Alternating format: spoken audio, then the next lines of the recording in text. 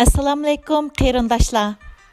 Növbətdə anlaydıqınızlar peşqədəm şair, yazğıcı Ehmet İgemberdi Nijadining biyografiyalik kitabı Hayat Menzilliri. Muqeddime. Hörmətli kitabxan. Texi yaqindala, yani 2012 4 aprel günü vatandan yiroq g'ayrib g'urbatda ayolim bilan kechlik tamoqqa amdil o'ltirsaq, meni obdan biladigan ham tug'ilgan kunim esida bor, ya'ni odatda tug'ilgan kunimni o'tkazmayman. Vatandoshlardan birisi uyimizga kirib, oddiy g'izoyimizda bizga asra bo'ldi. Bu g'oyib, lekin biz bilan birga bo'lgan bu aziz mehmonimizdan bakmi mamnun bo'ldik.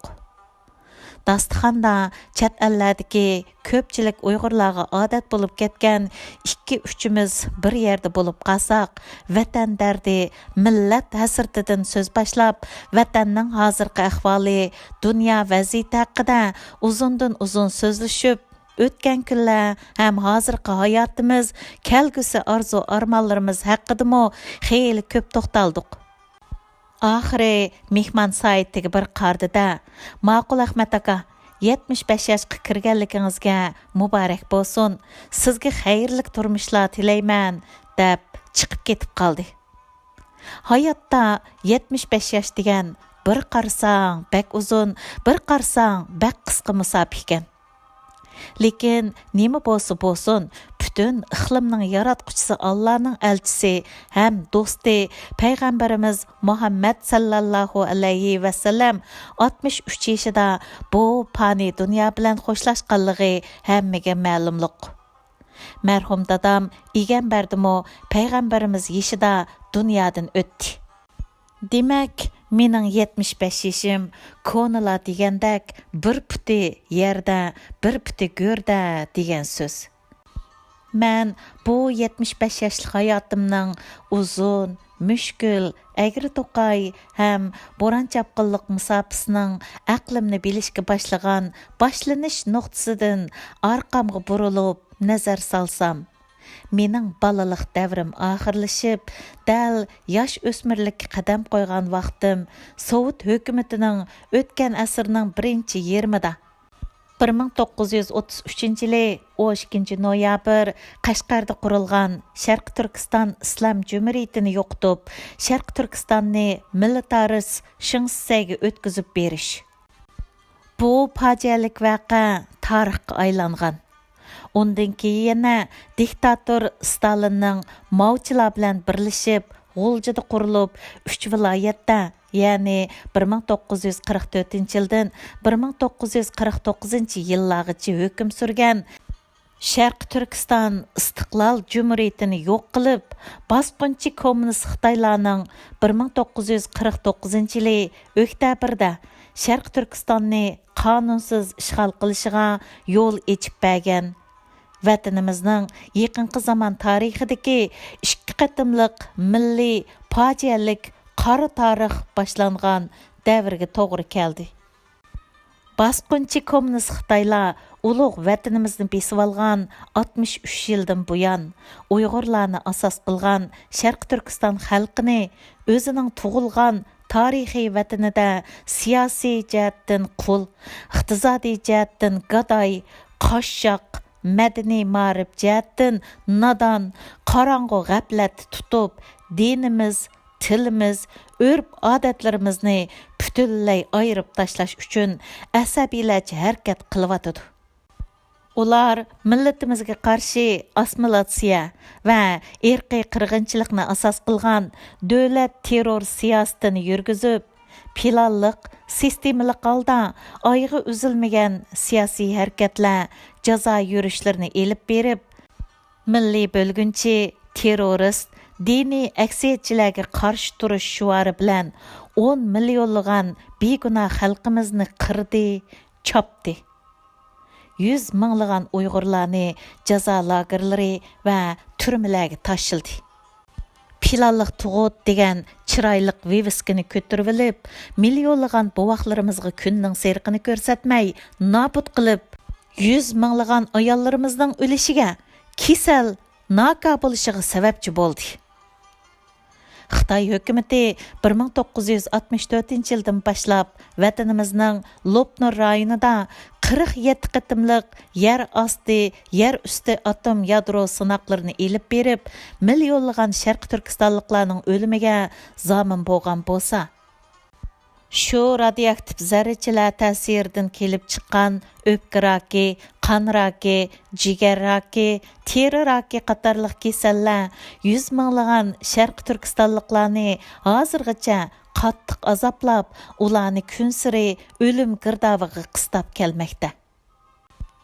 Sharq Turkistonning suv, havo, tuproqi bir ig'iz so'z, Sharq Turkistonning butun muhiti atom zarrachilari bilan zaharlanmagan biror Sharq Turkistonlikni topqili bo'lmaydi. Buni oz degandek, Xitoy bosqinchilari bizning dinimiz, tilimiz, madaniy ma'rifimiz, urf-odatlarimizga qarshi turib, uni yo'q chiqarib, aqallisi ayollarımızның yağlıq artışı, erlerimizning saqal burut qo'yib, o'z milliy ko'rinishlarimizda yurishlarni cheklab, bizni Xuanyendi avlodlarga aylantirib, Jonghua millati degan cho'ng dashqazonda eritib, tugatmoqchi bo'layotdi.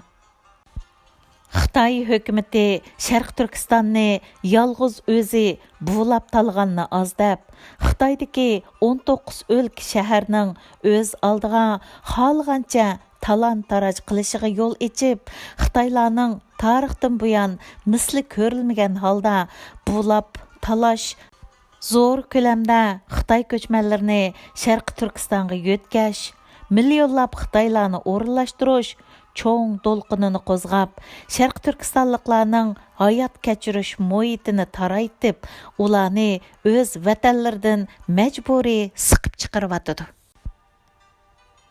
Ishinda emgak kuchlarni ichkir o'lkalarga yo'tkash degan nomussiz hili nayranglarni bahona sabab qilib, shuncha kang, boyligi mo'l, barcha imkoniyatlari bor ona yurtidan 15 yoshdan 25 yoshgacha bo'lgan navkar qiz o'g'illarimizni Xitoyning ichkir o'lkalariga majburiy yo'sinda yo'tkab, Xitoyning qotil lukchaklarining oyoq ostiga tashlab berib, ularni huquqsiz qul dedaklarga aylantiryotdi.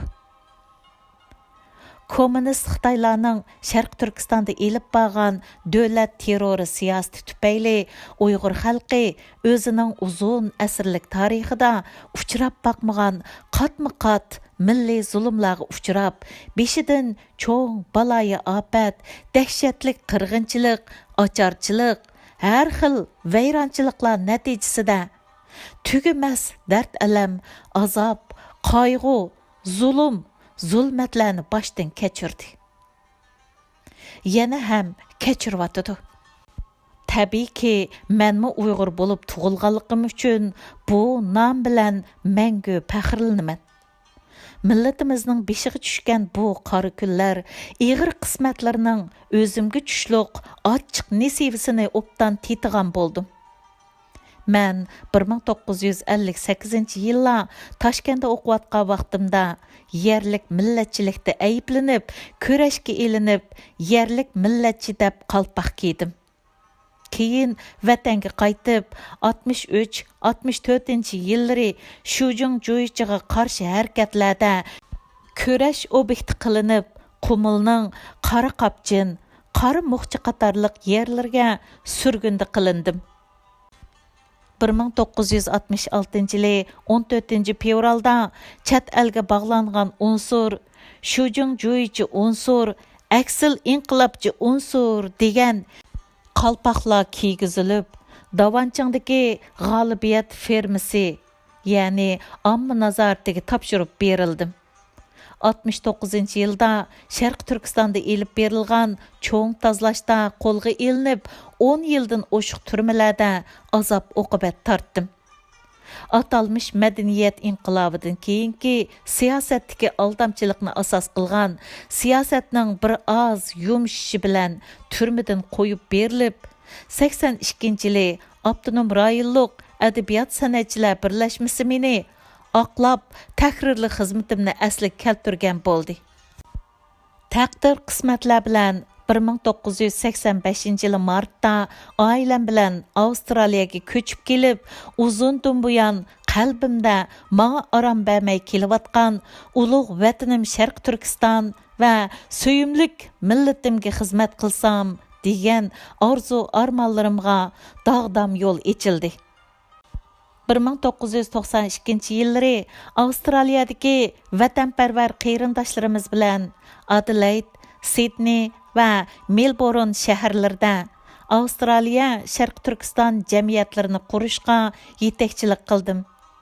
Natijada Avstraliyaning g'uborsiz, zumratdek suzuk osmonida oy yulduzliq ko'k bayrog'imizni birinchi qatim javlon qildirib, Uyg'urlarning azaldan davlat bayrog'i bor, Sharq Turkiston degan ulug' vatani bor millat. Lekin Xitoy kommunistlari yaqindala qonunsiz besib olgan, biz shu zaminning tarixiy qonuniy egillari, biz shu millatning haqiqiy da'vo egillari, bizmi inson, bizning boshqa millat xalqlarga o'xshashla qo'limizdan ketgan davlatimizni asliga keltirib, mustaqil, hur, erkin yashash haqqimiz bor. Buningga qurbimiz yetidi deb dunyoga tantana bilan jakarladik.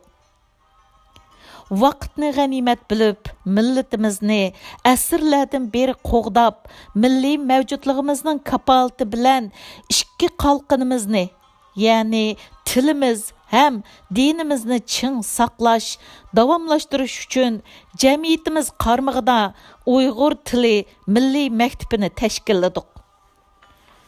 Janubiy Avstraliya islom jamiyatining g'amxo'rligi bo'libmi vatandoshlarning qo'llashi, moddiy yordamlari bilan jamoatimiz ko'proq o'rinlashgan yerdagi maktabning bir qismini setib olib, vaqtliq masjid qildik. Jamiyatimizning tashabbusi, tirishchanligi ham Janubiy Avstraliya islom jamiyatining yordamida Uyg'ur imom akkaldirdik. Vaqtliq masjidimiz 2011-yili rasmiy masjid bo'lib qurilib, musulmonlar uchun ishlayotidi. Oxiri xayrlik bo'lsin. Jamiyatimiz qurilgandan keyinla dunyodagi Sharq Turkiston tashkilotlari ataqliq vatanparvar zotlar bilan birlashib, xalqaro da'voyimizga bir tutash rahbarlik qila oladigan inovatlik bir markazni qurib chiqib, xalqaro Sharq Turkiston da'vosini dunyo siyosiy sahnasiga elib chiqish uchun jiq tirishchanliklar ko'ztildi. Shu munosabat bilan men Avstraliya Sharq Turkiston jamiyati va jamoatiga vakolatan Turkiya, Germaniya, Saudiya Arabiston, Amerika, Kanada, O'rta Osiyodagi Qozog'iston, Qirg'iziston, O'zbekistonlarda chomim yetgan xizmatlarni ishladim. Bu da'voyimizda tashviqot, targ'ibot muhim bo'lg'achqa bir qancha kitoblarni yezib, nashr qildirganmi bo'ldim. Vatan millat oldidagi imoniy qarzim ham vijdoniy mas'uliyatimni o'ylaganda, vatan millatning men singdirgan ajri, millatimning bugungi kunda tortayotgan azob qayg'ulari oldida qilgan ishlarim hech narsaga arzimaydi. Bu faqat dengizdan bir tomcha xolos. Amal qanchiki beshimdan jiq issiq sovuqlar o'tib, dunyoni bir qadar tushunib, uzun yillik g'erib g'urbatda vatan nima, millat nima, uning qadriga cho'nqur yetib, to'liq tushunganda, armonga tushliq, darmon yo'q deb salomatlik ketib boradi. Qiyirliqdiki u yer bu yerning saqsiz bo'lib, og'rishlari, hayotning normalsizlikka tushishi Azrailning kelavatqanligining bisharati demakdir. Men aslida 85-yil martda Avstraliya tuprog'iga oyog'im tegish aman. Bu demokratik, paravan mamlakatda umr xotirlarimni yozsam bo'ladi ekan deb qo'limga qalamni bir qancha qator elib, tashkilotchilik ishlar tufaylidan yana bir necha qator to'xtab qolgan edim. Kunlar oylarni, oylar yillarni qo'g'lishib, umr quyundek ötüp ketip bardı. Yeşimning çoğuşıga ägişip, meni özüge yaqin tartıdığan vatandaşlarım, Ahmet aka, başka işleringizni qo'yib, hayat xatiringizni yezing. Endi sizdan bizga shunisi, eng muhim keraklik deb samimiy maslahat berdiganlar ko'payib ketdi. Uning ustiga Sharq Turkiston institutining ma'rif fakultetini tugatgan acamning do'sti Shahzodaxonning inisi Muhammad Ahmet 1970-yilning 5-ida men yotgan Gong'anting turmisining ichki kamerlarining birisida manga qo'shni bo'lib turgan kunlarning bir kechasi o'zining bir qancha Uyg'ur siyosiy mahbuslar bilan Urumchi ittifoq kinoxonasida Xitoy Xongveybinglarga tashlanib berilib, qattiq tayoq yeganligini aytib, agar sen hayot qolsang, mush kunlarni unutma. Qo'lingda qalaming bo'lgandan keyin bu zulmatli kunlarni yezib, avlodlarga qoldir. Bu sana omonat, adash degan edi. Ko'p o'tmay qo'shni kamerdan gundupaylar Muhammad Ahmetni urib, tepib, so'rab elib chiqib ketganligini anglab turdim. Lekin Muhammad Ahmedi ikkinchi qatim kameraga qaytib kelmadi. Keyin men turmadan chiqib, ojiz Shahzodaxondan Muhammad Ahmetning shu chaqda itilib ketganligini angladim. Alloh rahmat qilsin. Amin. Yuqorida zikr qilingan samimiy tavsiyalar, oxirgi omonatlar uzun vaqtlardan buyon kallamga kirvilib, manga qattiq besim ko'stib, meni tinch qo'ymay keldi. Salomatligimdagi yaqinqi o'zgarishlar ko'rayotgan tushlarimdan meni tur deb silkib uyg'otib, endi qo'limga qalam elib, zodi yozmasam bo'lmaydi degan qat'iy qarorga elib keldi. Shunga bismillah deb qo'limga qalam oldim, ham bundan 67 yil burun Gomindang Xitoylar tarafidan 23 yoshida qatl qilingan o't yurak vatanparvar yosh faylasuf shoir Lutfullah Mutallibning Chidam g'ayratning yengini har dam yodimda, she'rlarim yulduz bo'lib yanar oldimda degan o'tliq misralari menga jasorat, ilhom, g'ayrat beryotidi. Shoir yenimda turib, chidam, g'ayrat qil da'vatidi. Men bo'ludi deb javob berdim. Bugun asrimning muqaddimasini yezyapman. Yaratgan egisidan ayla yilla o'tib, jinim tanda bo'lib, kitobimning xotimasini yezib tugitib, oxirgi chekitni qo'yishga nasib qilsang ekan Alloh deb tilovatman. Men o'zimning yozgan vatan she'rimda bu tilakimni she'r usulda mundaq ifodalagan edim. Vatan sendin özge dildar söygüm yok. Ming pari telmirsun ana köygüm yok. Vatanning ishqsiz dünya ne kerak? Vatansiz dünyani asla ko'rgim yok. Ey vatan, dardingsiz hayat yurgim yok. Sen külmey seningsiz mening külgüm yok. Azrail aldırab kelmisun bana. Vatanning tengini ko'rmay o'lgim yo'q. 2010-yili 9-noyabr Adelaide shahri. Ota-bobolar aytgandek, inson so'zlaydi, taqdir kuladi. Ojiz inson ulug' egisi oldida ba'zida erkilab, ba'zida kufrlik qilib, nimalarni demaydi. Endi bu she'rda shoir o'zining ezgu niyatlarining ro'yobga chiqishi uchun she'riy hissiyotlari orqali ulug' Tangrisidan qo'l ko'tarib duo qilyotidi xolos. Hayotning o'tgan manzillarining guvochisi bo'lgan Hayat Menzilliri asrimni suyimli kitobxonlarga taqdim qilib o'tib, ota-bobolarning qush uçqa yerdə iz qalıdı degan hikmətlik sözünü əsladım. Pekirning acizane əmgeki kitapxonlar qalbida aşı qushning qaldırgan izichilik nam nishon qaldıralasa, bu arzimas əmgekimdən ming qitim razı bo'lgan bo'latdim. Allah'ның haq yo'lida ajr qilg'ichining yenida ekanligiga ishonaman. Ya Rabbim, madad qil. Hurmat bilan ئەخمەت ئىگەمبەردى نىجادى. Davamı var.